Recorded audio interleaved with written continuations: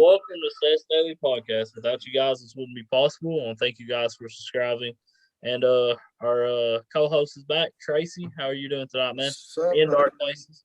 Doing fine, doing fine. Yeah, dark places. In dark places, you can find us on iTunes, Spotify, YouTube. Just look it up. In dark places. Yeah, me and Tracy might actually be having a weekly podcast that we might be setting up as well. Yeah.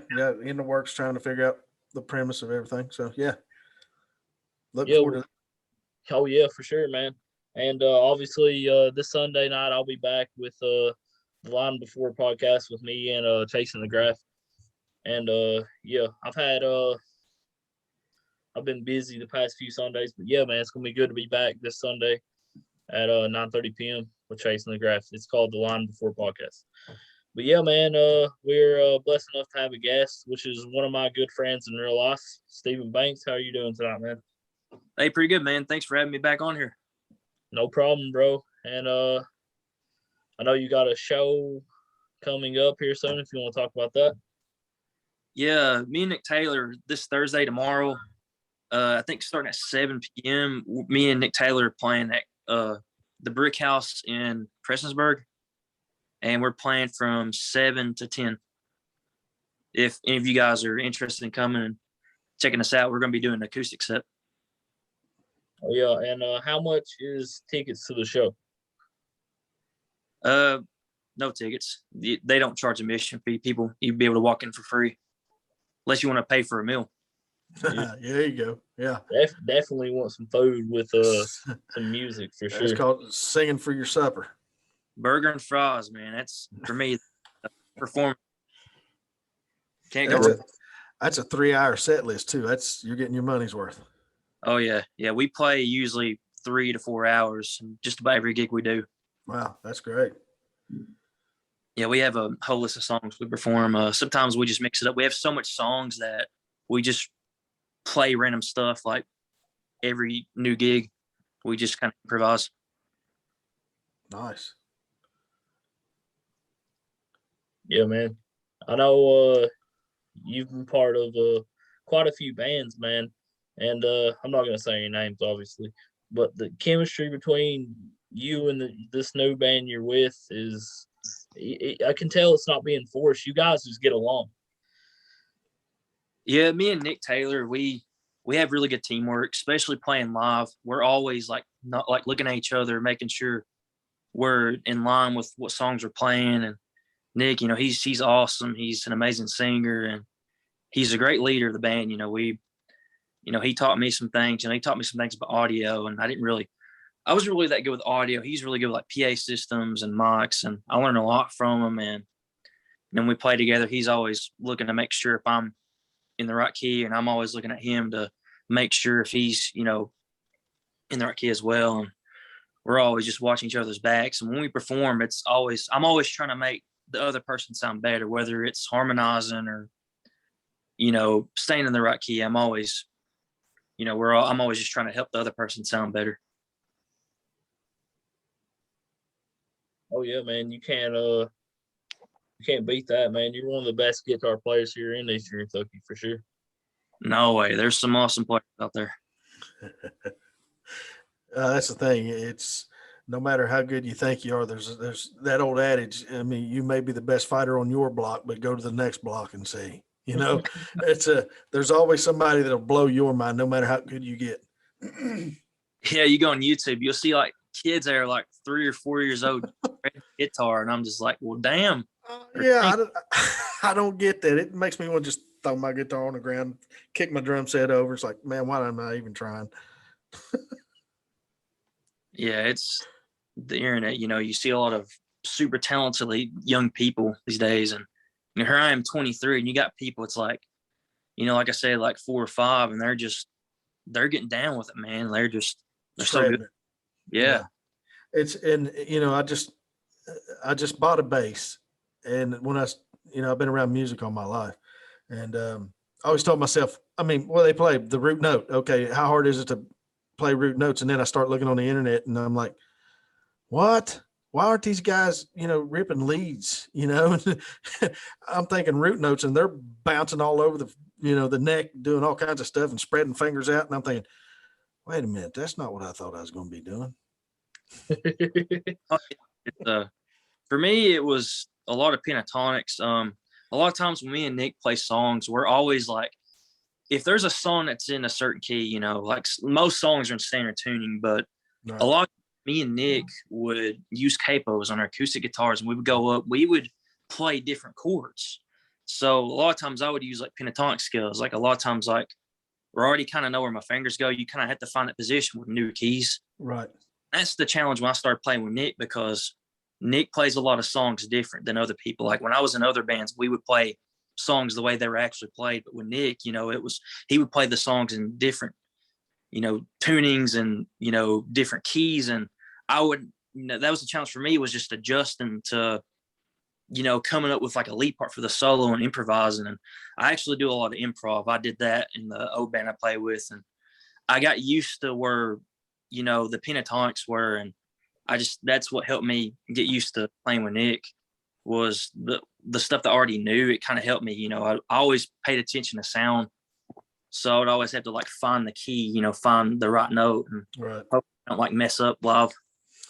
Well, you learn how to fake it really quick. Absolutely. That's like, I mean, people don't really realize. I mean, yeah, you have standard tuning on the guitars and things, but you have drop, you know, drop D tuning. You have Nashville tuning. I mean, there's so many different ways to tune this stuff, and you get a totally different sound out of it.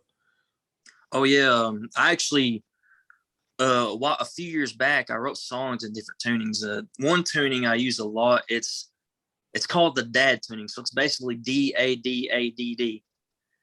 And it's just an open D tuning, and it would be like drop D on the top. And I wrote a song called No Man's Land, and I played it for my professor. Like I was joining the rock ensemble at Moorhead, and he was like, "Hey, I like that tuning, man," because at the time he was getting all these different musicians that were students that to make an album like with their own original songs. And I played my original riff. He's like, "Hey, I like that, man. We should record that." And instantly he got me in his ensemble. And it was an awesome experience, man. Like he invited all the students over to his house. He divided us all in separate groups, and luckily there was people I went to high school with, Logan Fields and Brandon Hall. Those guys went to high school with me, and they was in my group.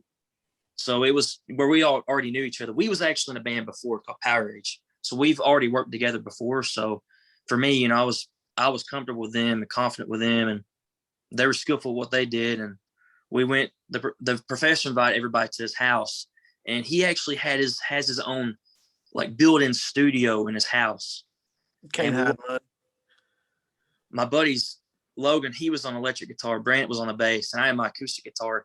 He put me in like this slide door room. I could see everybody else out in the hallway. He gave us all headsets, and then we started recording. And it was, once that happened, man, I thought to myself, man, this is what I would love to do for a living. The magic happened. Yeah, magic happened. Like, we only did 2 or 3 takes on that song, and that was it. I said it for you. That's cool. That's cool. So what if you're like most bands that I know and played with over the years, that you play a little bit of everything because you never know what the crowd's going to want. So yeah, you may play anything from, say, Johnny Cash to Motley Crue. Yeah. You know, Joe Bonamassa, or, you know, just whatever. What's your biggest influence on the guitar? I mean, who do you actually say, man, that dude rocks? For me, what got me inspired to play guitar was Angus Young. Okay, He set it off for me. You know, I'd watch him like dance on stage, like he'd do his own version of Chuck Berry's, like how he does like the duck walk. The duck walk, yeah. I was like, man, I would love to shred like this dude. And he does it with a schoolboy suit on. Yeah. His iconic school suit. Yeah. Yeah, Angus, he's awesome. I seen him live twice. Once when they was on their Black Ice tour, and 2 they was with Axl Rose. And Axl Rose actually sung a lot of Bon Scott songs. It was a pretty cool experience. Really? Yeah, that'd be cool. Yeah, it was an awesome experience. But yeah, when you was talking about, you know, playing what, you know, certain songs that people might want to hear and stuff. Me and Nick, when I started, I originally played rock music, but I converted to country music. And mainly me and Nick, we play a lot of mainstream country songs, Mhm. like especially when we play in these bars or restaurants. You know, a Right. lot of we pay attention to demographics, like especially around Eastern Kentucky. So we're always playing what like young people want to hear, like Luke Combs. We actually play some older stuff too, like Brooks and Dunn. You know, the classics that people like to hear. They just like to sit down and have a good time. So, you know, we would play. Let's see here. Nick does an absolute great Chris Stapleton song. Oh yeah, he's awesome. We do that Whiskey and You cover. Yeah, dude, he absolutely killed it. I think I heard it on I heard it on, was it SoundCloud or YouTube? Maybe YouTube. I Yeah, have my Instagram. yeah, I heard it on some type of link, man. And once I heard his voice, I was like, I gotta get this dude on my podcast, man. He can absolutely sing.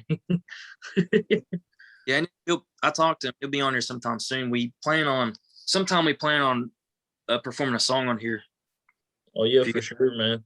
That would be awesome for sure. Yeah, I'd love to do that. Nick would love to do that too. Yeah, man. I appreciate you guys doing it for sure, man. Because sometimes it's hard. Sometimes before here lately, man, it was hard to get guests on, and now ever since I interviewed Joe Tedai, man, I've been getting guests every day, which is amazing, man. It's on. There's nothing like it. Like I'm sure you guys used to during COVID, you guys didn't have any shows, and now you guys are getting booking every week, and I bet there's no better feeling than doing shows now. Oh yeah, we're starting to get a couple a week now. We're starting to average that out. But yeah, when COVID hit pretty hard, we didn't really gig for a while. We was actually recording original music. Nick has a iMac computer, one of those desktops, and we was recording some original stuff on there. But now that things are starting to get more normal and gigs are starting to happen again, bands are starting to play together, we've been focusing on gigging and, you know, trying to build a fan base and, you know, trying to play as many places as we can. Yeah, which is very hard here in Eastern Kentucky because there's a lot of bands and a lot of singers and stuff, man. So if you guys if you even have a fan base around here, man, and there's so many bands, you're doing something right for sure. Mm. Yeah, we've been getting a lot of attention. A lot of the places that book us, they like us, and they've been getting me and Nick to come back and play over and over. And it's been a fun experience. I love playing like Clarissa's Bar and Grill. I love going over there and play. Everybody's, you know, the owners are nice, and we just have a good time. And a lot of people that comes in there and they listen, they love it, they enjoy it. And you know, me and Nick, we love to perform music. We love to, you know, when people's enjoying it, when they're happy and they're having a good time, you know, we just Right. look smiles on everybody's faces, and you know, we just performing what they like to hear, and it's all a good time, you know. Well, and like you said, with the COVID thing going on, people's been locked up in their houses, supposedly. Um, you know that they're ready for a release. They need something outside of the home. They need to interact with other people, and you know, with being in a band, it that transition from absolutely nothing to man, here we go. You know, I imagine performers like yourself and you know, just bands in general were probably about to go out of their mind not being able to perform. Yeah, a funny story. I actually got COVID about a couple months back, and when I was quarantined, I was going crazy. Like it was an awful experience. I had to go to the ER. They had to shoot steroids in my arm, and then I started eating at every restaurant in Moorhead. Like they just made me eat everything. Yeah, yes. Prednisone will do that. It makes you hungry. Man, it was something else. But I'm glad COVID's over with. I'm glad that we're starting to perform again, and you know, getting back Hopefully with. it's over with for sure. Hopefully. It's still out there, man. It's lurking Yeah. in any corner. Yeah. I won't even get started talking about that subject because we'll be switching totally different lanes. Talking about COVID and all that stuff. About All I four, gotta say is people do not be sheeps, as Tracy and Junebug said on their podcast. Do not be sheep. big one about 4 lanes over. We all might get COVID. Well, I've already had it as well back in You had, February of 2020. you had the vaccine, didn't you? Yeah, I got the vaccine. I got sick with the first shot because they say if you get sick with the first shot, you had COVID before. And I definitely had COVID back in February of 2020, man, because I couldn't taste, smell, and that's the worst sickness I've ever had, man.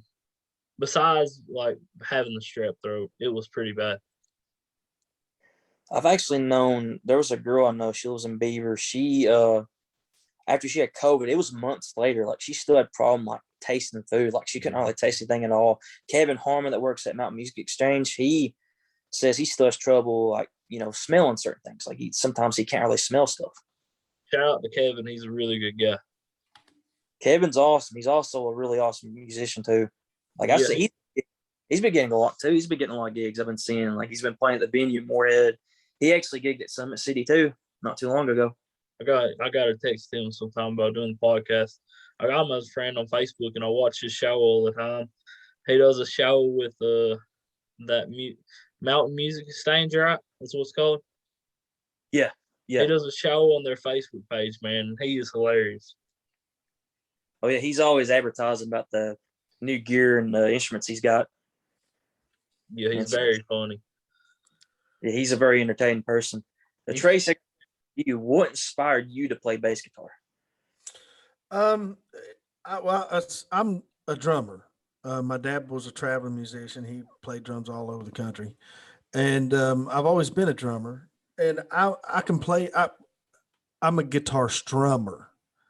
Mm-hmm. That's I can't pick a scale or nothing, but I can I can strum chords. And I don't know, just the older I get, the more it just seems like my speed. It's mellow, it's kind of laid back. You ain't shredding up and down the neck. Well, you can, but I just it's one of them things that I've always wanted to play. And just a couple months ago, I told my wife, I said, I think I'm going to go buy one. And she said, great, another guitar in the house.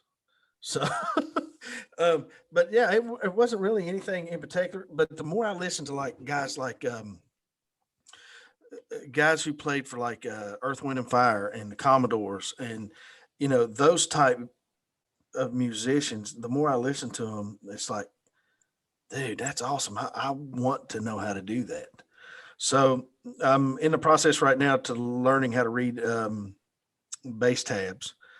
I get the premises of it, but it's a learning process. It's not like a regular guitar where if you need to chord a G or a C or a D or an E or whatever, you just know what to do. You don't even think about it. You just do it. Mm-hmm. Well, I'm in that learning process now with the bass. I've learned where the notes are on the neck and where they're at on the frets. But now it's training my fingers to go to that particular place without thinking about it. So I'm hoping within a year, I'll have it down where I'll feel comfortable playing a bass in front of people. It's consistency, dude. I know a dude, his name's Connor, and he was a drummer starting out, and he started getting the bass recently, and he played it a lot, and he started getting better and better, and he started progressing. And it's a matter of motivation too. I think anybody can do whatever they set their mind to as long as they're motivated to do it. Well, what was neat is before I decided to actually go buy one, I got a Washburn 6-string acoustic that I play all the time, but I tuned the EADG strings to a bass tone. Mm-hmm. So I learned the notes on a 6-string where the notes are at on the fret. So, but when I got the bass, I already had some premises of where, the notes were on it.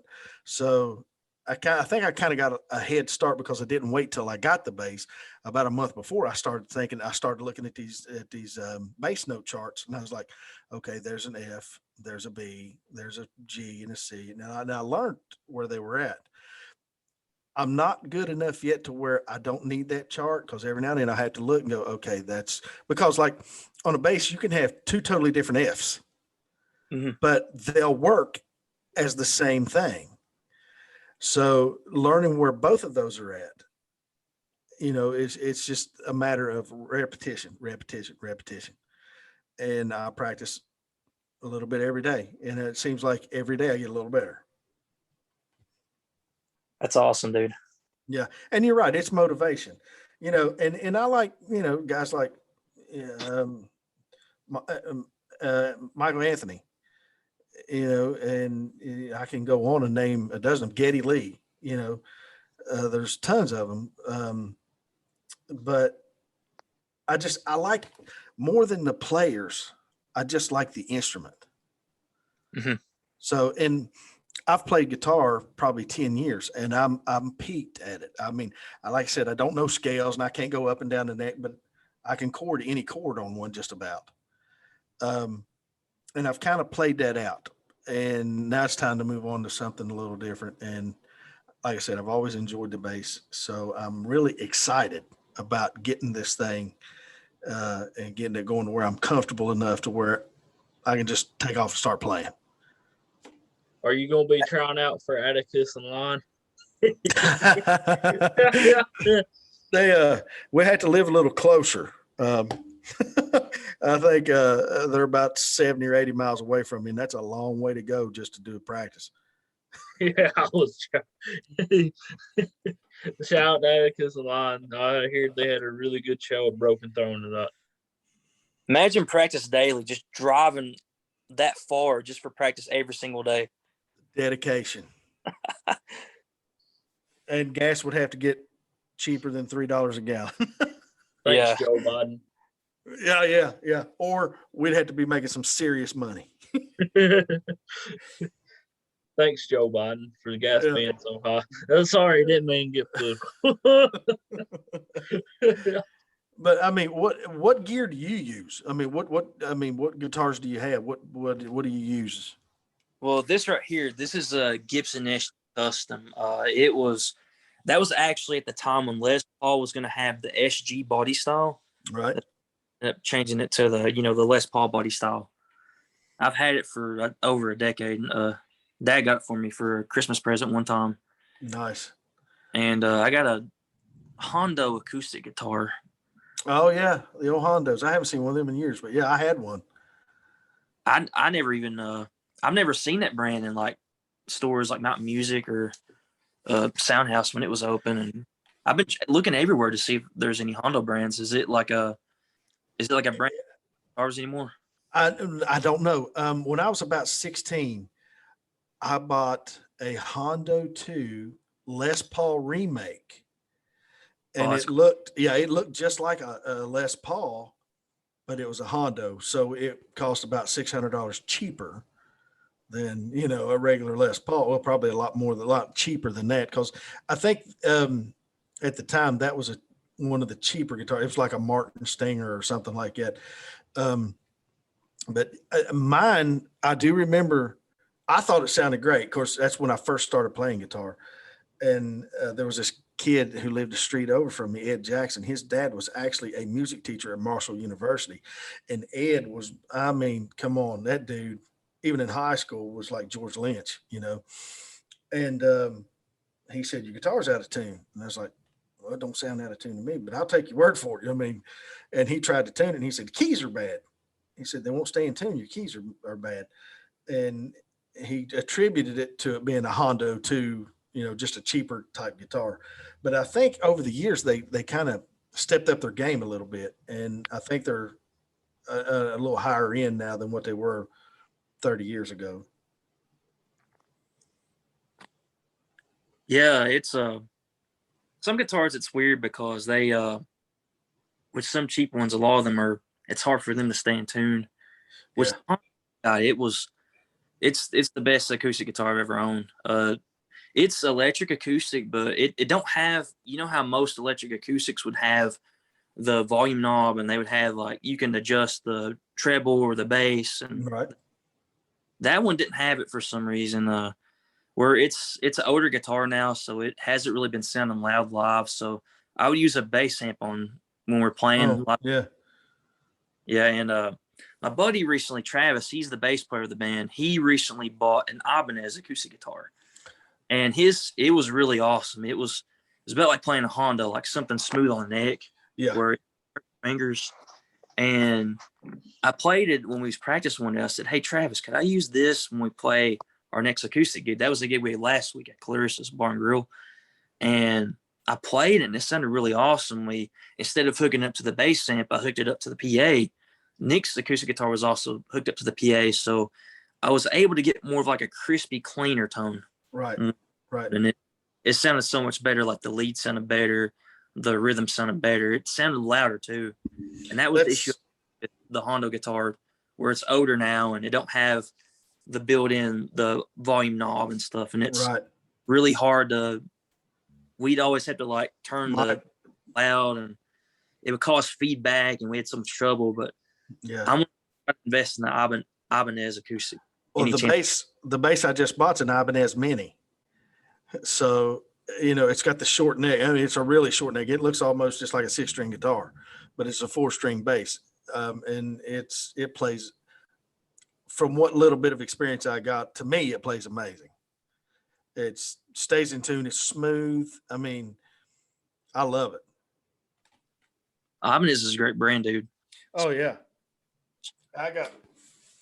that's my Washburn. That's pretty cool. And this is the one I actually have tuned as a bass. So, and that's what I actually was learning, the bass notes on before I even got the bass.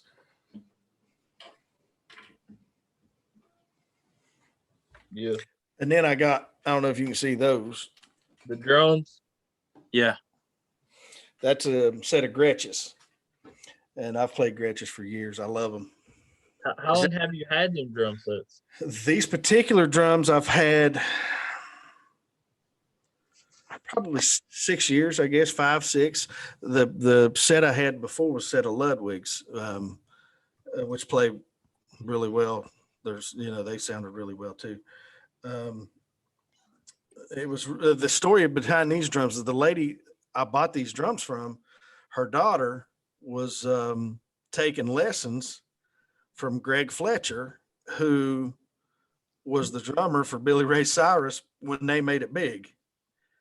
Yeah. So, and the crazy thing is Greg Fletcher lived like a mile from me. So it was they've kind of went full circle there. And you broke his AQ Break Your Heart in softball or baseball. Was it baseball or softball? Softball. Yeah, softball. He broke his AQ Break Your Heart. Yeah. This right here, this is my Hondo guitar. Oh, man. 5 years ago. That's Are you going to beautiful. play it? I mean, is there anything you all want to hear? Any riffs or anything? Whatever you want to do, man. Let's see here. Oh, it's a tune drop D. This is a song I wrote a while back. That's the one where I recorded with the professor. It's called No Man's Land. Do you want to sing that one song that me and you used to like really well? Well, what hurts the most? I'm talking about the one that I can't say it because it'll give it away. Oh, that one original. Oh, dude, I'll be honest. That's in a different tuning. Oh, dude, it's been forever since I played that. I think I forgot how to play that, sadly. But I got a video on my Instagram. I'm gonna go back and rewatch it and relearn the chords. All right. Yeah, man. I didn't mean to interrupt you. I'm gonna put myself on mute. So I'll play the first verse and the chorus, and I'll show you how it sounds.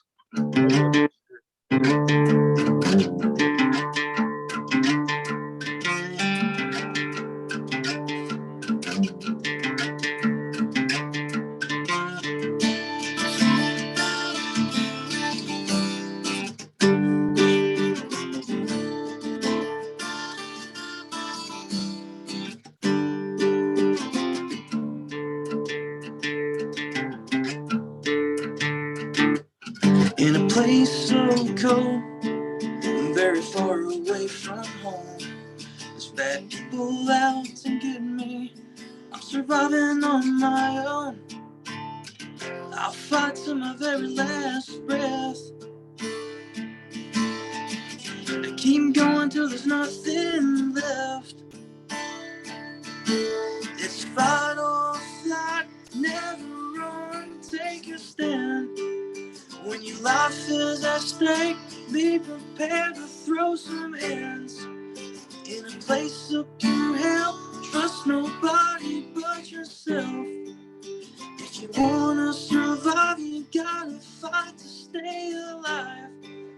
Oh yeah, yeah. Welcome to the no man's land.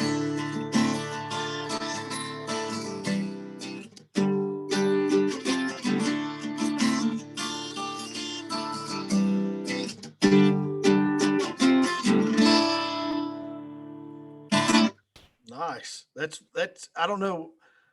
In my headphones, that was really crisp. I mean, it sounded really well. Really? Yeah, man. Yeah, it sounded good. Killed it. I appreciate that, man. It's actually been forever since I performed that song. It's been a really long time. That's the first time I'd ever sung it in a long time, like a super long time. I liked it. I liked it. Where can we go to just listen to you guys? I mean, is there you guys on YouTube? You got an Instagram or anything like that? I got an Instagram. It's Steven_Banks_acoustics, no caps. Okay. And he's got a Facebook page. You can look him up under Nick Taylor Music. And he's got a bunch of videos of us performing live, like acoustics and a full band. And he's also got a YouTube channel. Me and him's got a couple videos on there. Your There's YouTube will be in the description, man. Yeah, Nick Taylor, I'll send you the link to Nick's YouTube. Mine, I have a YouTube too, but I haven't really posted any music content on there yet, but I plan on doing that pretty soon. Yeah, I'll put it in the link for sure. Cool. Oh, there you are. You went off for a second. You was talking about Angus Young earlier. Is AC/DC one of your favorite bands, or just you a big fan of Angus? Absolutely. I love AC/DC. I just love their like raw tone rock style. Like Right. I just hard raw rock. Like anything that's like how it just sounds, when they recorded back in the 70s, like I don't know what it was. Like it just sounded like just that raw sounds like came from it was recorded in a tin can or something like that. It was just They're in your face. yeah. That's the thing. AC/DC, if you think about it, they're one of the rock bands that stood the test of time. And, if you think about a lot of these rock bands, especially when they were coming through in the 80s, you always had the hair bands guys who did the ballads. I can't think of one AC/DC ballad other than Ride On. Yeah. They didn't really have a lot of slower songs. No, It's always just hard, in your, heavy. yeah, in your face all the time. And they did it with, they weren't, I don't think they were worried about radio play, where these other bands were like, well, if we do a love ballad or a heartbreaking song, then we'll get radio play.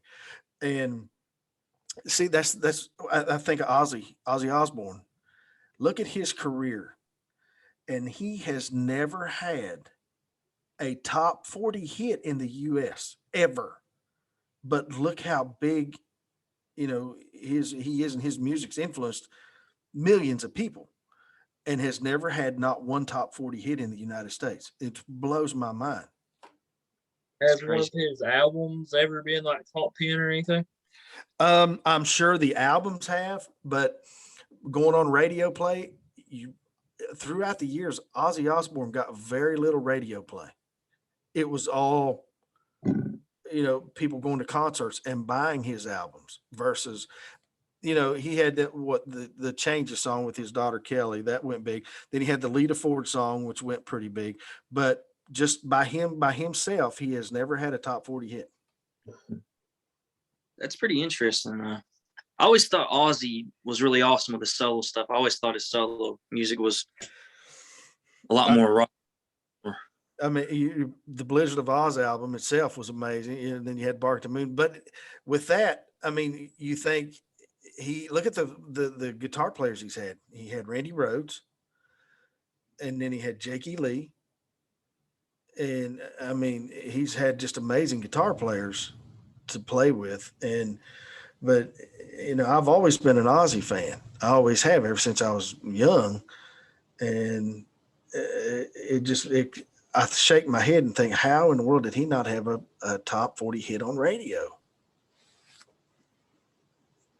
That song "Crazy Train." When I was younger, I thought Zach Wild made that solo. I didn't know Randy Rhoads. Yeah, and Zach Wild. I mean, he was another. I mean, Ozzy picked him up when he was like 18 years old, and kind of shaped him and molded him in the business. And now look at him. Black Label Society, and he does all this other stuff. And I mean, he's an amazing guitar player himself. And it's awesome. He looks like a Viking. Yeah, like he wears those like little Viking skirts. Yeah, Wow. and I mean, he looks like he'd come in and kill your village. He has guitars, just one big axe. Yeah. He's like a superhero he'd be like the bad guy in a superhero movie. Dude, he played at the Expo Center last October. It was the October before that. Oh, 2019? And he was shredding it, dude. Like there's one really awesome moment where he walked off stage. He literally walked right past me. He walked through the crowd, and I reached my arm out and I touched his arm. How long did it take you to wash that hand? And he was just shredding. He, on his way back on stage, he was walking by the crowd, and he was playing the guitar, like shredding the guitar behind his head. And at one point, he was talking to, I guess, one of the security guards. He was just pointing his hands wherever. His left hand, his right hand was behind his head, just shredding the guitar. It was insane. Wow. I mean, you can't hide talent, man. When you got it, pour it out. Absolutely. Like Zach Wild, that was one of the loudest concerts I've ever been to. But then again, it was the Expo. It was a lot more smaller than you go to like a stadium. And Right. I was right in the front, right where the music was blasting, like right where it was just in your face. Yeah. You didn't hear it. You felt it. Yeah. Yeah. Yeah. Shout out to the Appalachian Wireless Arena, man. That is one of the best places to go for sure. They got some really awesome shows. I remember when they had that Tyler Childers, went in 2 or 3 days? He had it sold out. Yeah, 2019, I believe. Wow. You actually have some experiences where you met some famous guitar players, ain't you, Banks? Yeah, a couple years back, me and my buddy James Stamper, we used to play music together. We went. What was it called? Is it the Wattsburg? Is it Apple Shop? But it was the radio station in Wattsburg, and Derek St. Holmes, he was the lead guitarist for Ted Nugent, and Brad Whitford, he was a guitar player for Aerosmith. Yep. He also played lead too, alongside Joe Perry, and I met him twice when he played down there. Once, me and James was actually walking to get something from the car, from his vehicle, and we just happened to walk past him, and we stopped and we shook his hand, and then we met him again afterwards. And I had this Aerosmith shirt, and I got him to sign it. Cool. And that story, one day my mom was washing clothes, and she washed that shirt, the autographed shirt. I was like, "Mom, have you seen my Aerosmith shirt?" She's like, "Yeah, I washed." I was like, "What?" Oh no. And I was like, "Yeah, there goes the autograph." Did stop and say, "Hey, did you know you were?" Dude, it was a sad moment, but there also that night there was a drummer that played with him that played with Slash. Okay. Wow. What's his name? That's cool. Do you ever listen to the 80s band Cinderella? The Oh rock yeah. band? I met Tom Kiefer at Hazard, at the Yeah. Hazard. He came there. Me and James, we snuck around the back, and the tour bus was right there. And we was just standing there waiting on. We was talking, and James was facing me. I was facing towards the door, and I just see this guy with super black long hair walk out, and he looked directly at me like he looked like he was exhausted, like he looked like he was worn out. Spent. Yeah. James, there's who's that guy with the long hair? He said, "Dude, that's Tom Kiefer." And I said, "Oh, really?" And then we waited till he walked out of his tour bus, and he walked out and went back inside. We got a picture with him. His voice, he talks way different than he sings. I think he could pull off playing for ACDC. He's got, yeah, he talks in a normal voice, but when he sings, it's that raspy, hard in your face, loud, you know. But his talking voice is totally just normal. We was talking to his manager, me and James, and I was telling the manager that, hey, he should be the singer of AC/DC, and his manager said, you don't know how many people's told me that. Really? Yeah. I could see where he could pull off a Brian Johnson-ish type, you know, singing with him. Yeah. Yeah, he's definitely got that Brian Johnson tone. Yeah, most definitely. Yeah. That's cool.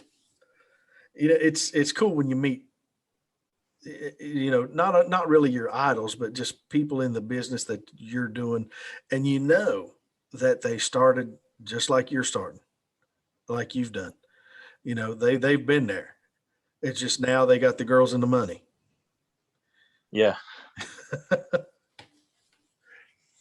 That's one thing. I take music very passionately, and I've been taking it really serious here lately. I just graduated college. Right now, I'm in the process of trying to find a job. At the same time, we've been racking up gigs here and there recently. Last weekend we played at Summit City. My band's called Southbound. Me and Nick Taylor in the same band, and we was performing. It was an awesome experience. It was the first time I played electric guitar in a while, and we played for a little bit. Then we started playing like Luke Combs and Morgan Wallen, and then all the people our age started. They heard what we was playing. They formed a crowd around us, and then we was performing Freebird, and they was like, "You gonna play the solo? You gonna play the solo?" And then right we got to the solo, I was shredding it in front of everybody, and they was like, "Oh my god!" I was like, "We didn't expect you to do that." Hold my beer. It was fun. It was awesome. It was one of the best shows I've ever had in a while. Summit City, it was an awesome experience. Yeah, when you're having fun and the crowd's into it, I mean, there's no better feeling. It's just, it fills you up inside. You know, it's like we're having a great time. I don't want this to end. Oh yeah, I mean, there's a lot of times where I would play live. If not a lot of people's into it, it's kind of hard for me to stay into it a little bit. I had to push my. But when the crowd's into it, like you can feel like there's just something inside. It's an energy. Yeah, it piles out, and then you're just.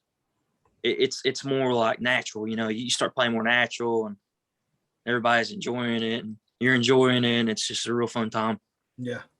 It's good that you're following your dream as well, man. And to see you where you are right now, man, it nothing but inspires me as well, man. Because I know me and you was there's been people that said stuff about me and you not supposed to be anything. I was never supposed to be on the radio, and I just did a radio show last weekend. I was never supposed to interview anybody famous, and I interviewed Joe Tedai. Some people have said some stuff about you. You would never play at a gig, and now you're playing at gigs, man. So proving your haters wrong is there's no better feeling than that. It's kind of sweet. It's the haters that always get you going, that get you popular. It's always the naysayers. That's right. But, you know, Tracy, I'm glad to see you. You're doing what you love to do. You know, you're playing music, and along with your podcast, and Seth, you know, I love seeing you grow, man. And, you know, it's awesome to watch you, you know, start where you were, and, you know, looking at where you are now and all the people you interviewed. It's awesome, man. I'm glad to see you following your dream as well. He'll be at 1 million views before long. I don't know about that. I wish, man. But, you're gonna have your own radio station not too long. Hey, you get to 1 million views. All you need is to they got to subscribe for $1 a month. You get 1 million of them, you're a millionaire, my friend. Yeah. I think I'm just trying to hit the 100 subscribers on YouTube right now, which I'm at 87. So if anybody hasn't subscribed, you should definitely subscribe, man, because it definitely helps a lot with algorithms on YouTube and stuff, which is very hard to get. Like, I don't understand YouTube, man. I got my Joe Tedai interview. My first interview has 8.7K views, and then my second interview with him right now has 100 some views, and my first video is getting more views than the second video. YouTube is very weird. Well, just do what you do and let the chips fall where they fall. No, I mean, that's all you can do. Lay it out there. And if people like it, they're going to run with it. If they don't, then, Oh, you know, well. yeah. Yeah, man. Shout out to Joe Tedder, man. He's one of the best guys that I've ever met, man. The nicest famous person I've met for sure is Joe Tedder.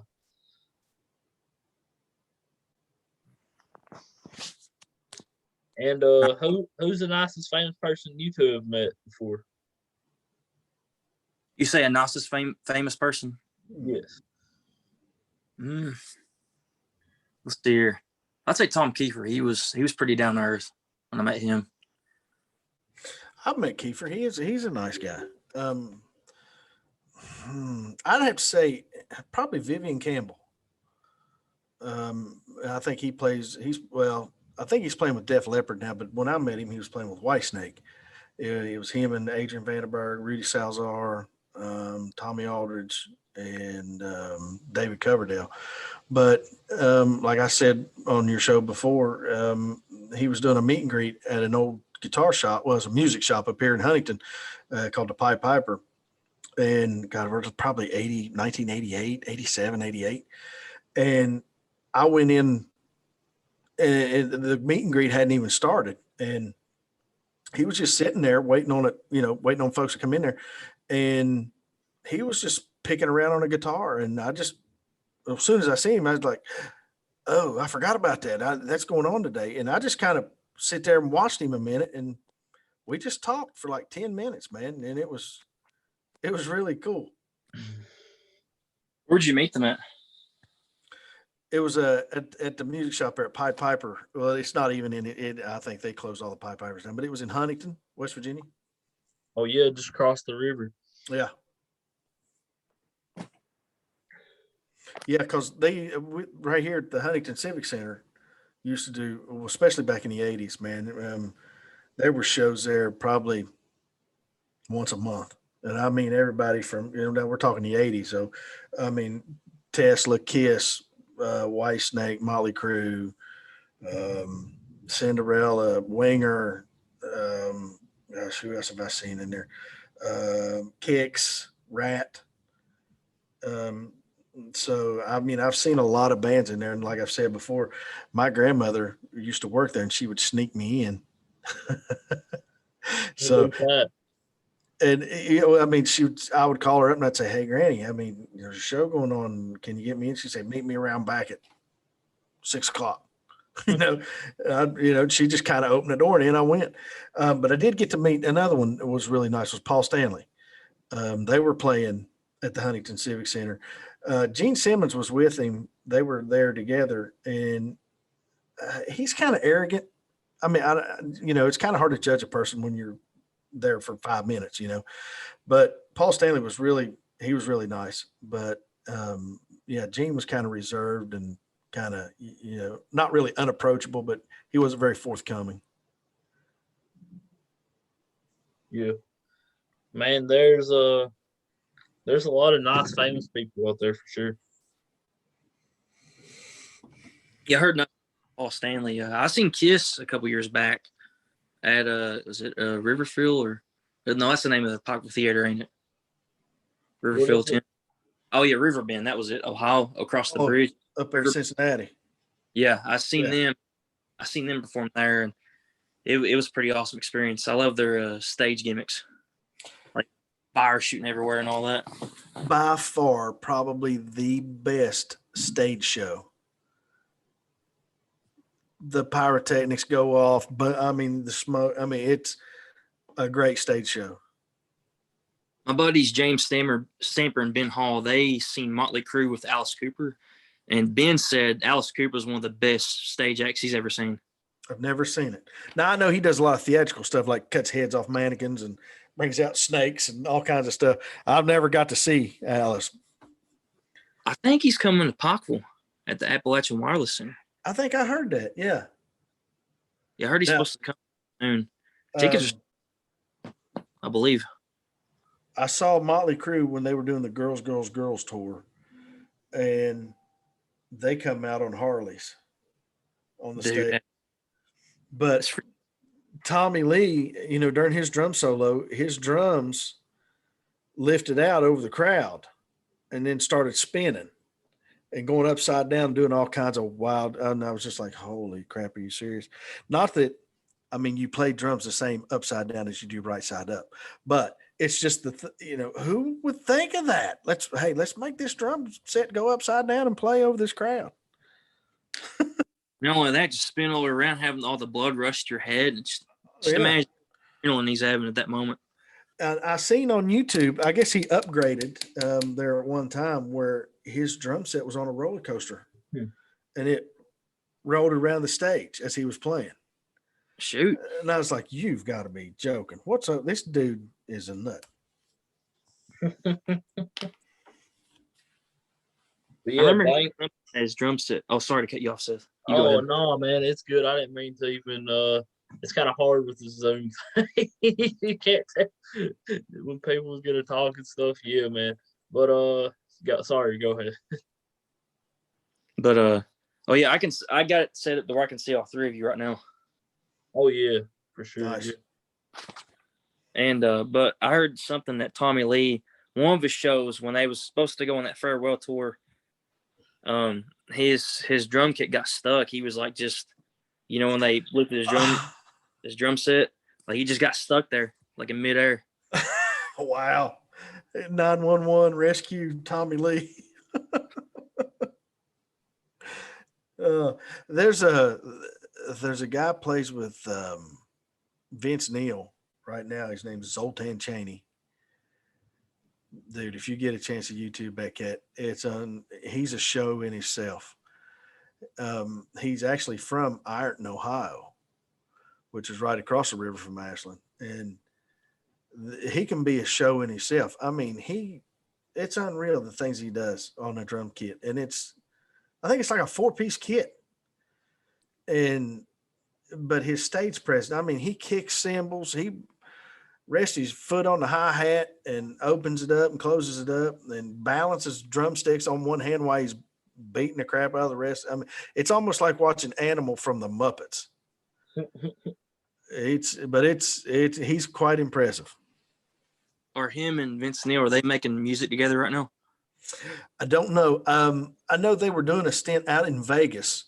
I guess Vince lives in Vegas, and I don't know. They were doing one like those nightly Vegas shows, but I don't know if they're still doing that or not. I don't really know. So Tracy, do you have a band? Do you play with anybody? No. Right now, He's trying out for Atticus and Line. right now, I just turn the radio up real loud and play. So it drives my wife crazy, but she's been putting up with it for 25 years. I've played in bands, but it's been 15 years since I've been in a band with anybody. Or did you guys do shows and stuff? Oh yeah. We would play parties a lot. We'd play weddings. We'd play, back then the bar scene. Well, even the bar scene now is big here, and of course, you got Marshall University right here. But now it's way different than it was back then. Now everybody wants to rap, and it's just not my thing. I'd rather just, what I'd like to do for real. Instead of playing in front of a crowd, I wouldn't mind getting together with 3 or 4 other guys, getting in my garage right there and just playing for ourselves. And there's no other experience. Yeah, I'd be just as content as doing that. Because, like I said, all these bars around here, I'm going on 50 years old, and I still like to rock and roll. But just not into the rock and roll that they play now. And I don't like rap, period, at all.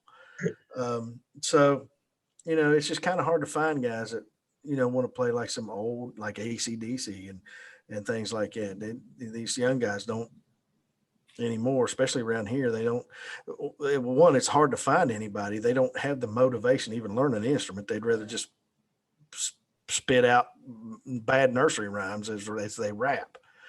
And it's just hard to get a hold of, a couple of good guys. I'd like to just play some old blues, man.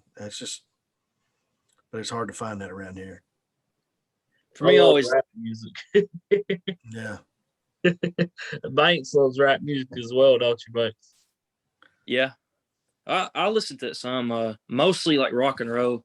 Like I recently, well, I've listened to country music all my life, and I've listened to some rap and I listened to some rock, and which I converted over to country music, and which I got a buddy. His name's Greg Taylor. He raps, and he always puts stuff on social media and stuff. And we actually did a collab at one time. It was actually it was like the what's that song called? It was like I used that riff, which we wasn't just like we wasn't like recording anything or anything like that, but we were just kind of messing around, and I was just playing that riff, and he came up with the rhyme on that, and it sounded pretty cool. Like I like some like a lot of rap that I like is like Linkin Park and stuff. Like I grew up with a lot of early 2000s rock, I and can live with that. Yeah, I can live with that. yeah, I like it when like rock, they just their style, like how they added the rap and the rock and stuff. I was always real big into that. Yeah, I'm not going to bust out some Jay-Z. What's that one rap group that they did? Is it Run DMC? Yeah, They Yeah, I did the Aerosmith back in it's like 1984, 85 or something like that. Yeah. dude, back in high school, I tried to get Greg to do a Run DMC cover, and I was walk this way, but I guess he never really learned it. But Look, I if was Steve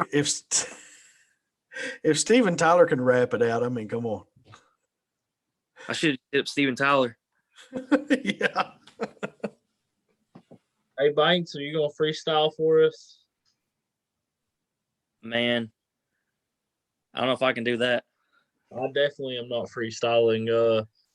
I'm gonna stay as far as away from the recording studio as possible. I don't want to rap.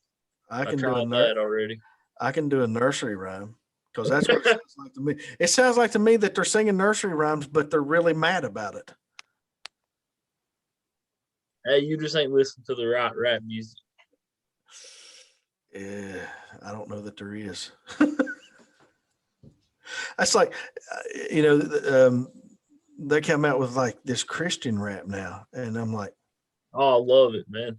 I'm just, I like country rap. Shout out to Eric Combs. He's a rapper from Eastern Kentucky.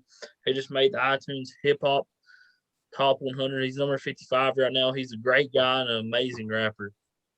And shout out to Kentucky Music Mafia as well. They're a great country rap group that is just amazing, man. Them guys are great guys and great rappers as well.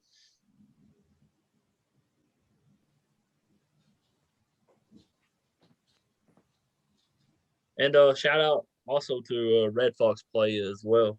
He's a really good rapper, which is Steven's friend that he's talking about, Greg. Go, Greg. Go, Greg's the man. Greg. Yeah. Let's not talk about my old rap career that lasted 4 songs. Let's not talk about that. so how many did you sell? Well, I didn't sell any. I just put 4 songs out on YouTube, and you cannot find them videos because I deleted it. Let's just say I like podcasting better, and I was a 13-year-old kid. Let's hear some of your rap. I want to hear you bust some rhymes. I think I'd rather just podcast, man. You got to bust out a little something. I got to hear it. Podcasting is doing way better. I wouldn't even know what to come up with. Banks would be a better rapper than me for sure. Heck no. I'm not musically talented. I can make a riff that go under a rap, but I can't make lyrics like that.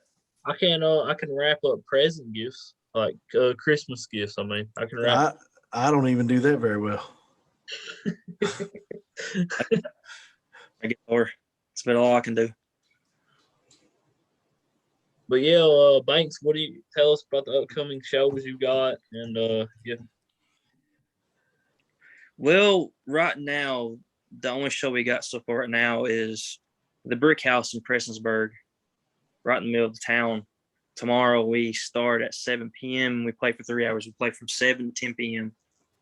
and it's just gonna be me and Nick Taylor. We're gonna do an acoustic set, and we play a lot of mainstream country as well as some old famous country hits like Brooks and Dunn. We play new stuff like Luke Combs, and if you're all interested, just come check us out. Sure, man. And I want to thank Tracy for doing the show. I want to Yeah, thank man. Banks for doing the podcast. And you should definitely check out In Dark Places on everywhere that you guys can get podcasts on. And Yeah, that's yeah. top of their YouTube. iTunes, Spotify, YouTube. Yeah, and their YouTube will be in the description. So will Banks' YouTube be in the description as well. I want to thank Banks for doing the podcast and Tracy for co-hosting. Y'all have a good night and God bless.